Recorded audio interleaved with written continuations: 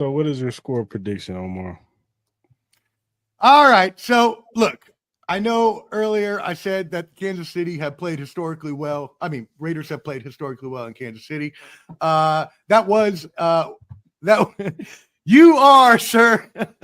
You have been. Was it back on Maury? It was you are the liar, or whatever. Anyways, we find that has been incorrect.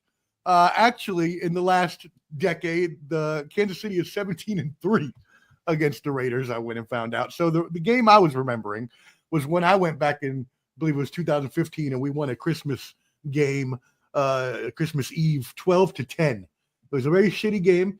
It was cold, but it was awesome.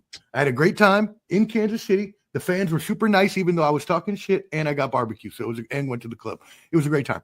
Anyways, so that being said, it will be a game that Kansas City wins at home, even on a short week.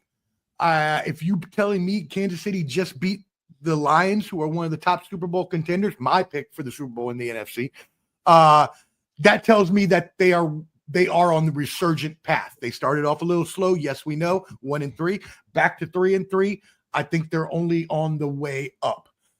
You combine that with the Raiders just not having a great season. Their only wins coming over Patriots team, the first game where they hadn't gelled, and a shitty Titans team. So when you combine those factors, I have to say that the Kansas City Chiefs are going to win this game. That being said, as for the spread is 12.5.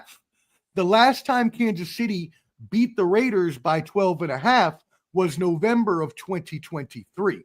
So while Kansas City does beat the Raiders at home, the Raiders don't always get demolished in Kansas City. Yes, it happens sometimes, but it doesn't happen for the most part. It's like they can usually hold up their weight, especially in Kansas City. So I'm going to say the Raiders cover the spread. I'm going to say the Kansas City Chiefs win the game, and the score is 28-17, so just under the 45.5 over under. Yeah. What you got, Mar? Man, this offense is getting better. EGE, he's back in the building. I can already see there's going to be a couple. That's probably the only thing Andy's definitely going to bring is just a sliver of pages just for Rashee because he's back. Mm-hmm. Give me 31-17 Chiefs. Mm-hmm. I think they already scored over 30 plus twice already this season.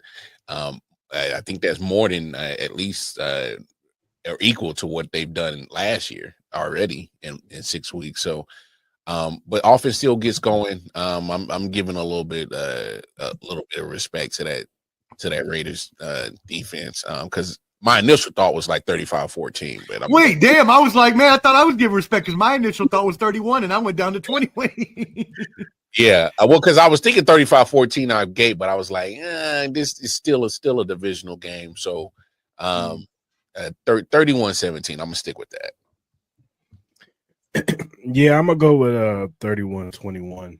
I think the Chiefs get out on them early and just keep the lead, and then I think the Raiders will get a late score to get to 21, but I think it'll be like 31-14 most of the game, and then finally Raiders in the fourth quarter, last minute, they go down the field, score a touchdown.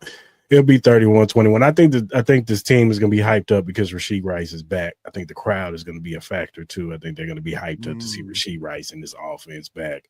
And I think Patrick and them are going to be out there hyped up, motivated, ready to go, put on the show for the home crowd in front of against the division rivalry, the Raiders. And I think they put on the show. And then, like I said, I think you guys will score a late touchdown to make it 31-21. So that sounds about right. All right, Omar, man, we appreciate you coming on the show, man, giving us insight on the Raider side, man. We always like to bring people on the show, man, to get different perspectives, man, regardless of who they are. You know what I'm saying? It's always all love. We a division rival and we hate each other, you know what I'm saying? But at the end of the day, it's still all love because it's all sports, you know what I'm saying? Yeah, no doubt. Definitely hate the Chiefs with a passion. Chiefs are actually the reason the Chiefs and the Bulls are the reason I hate the color red.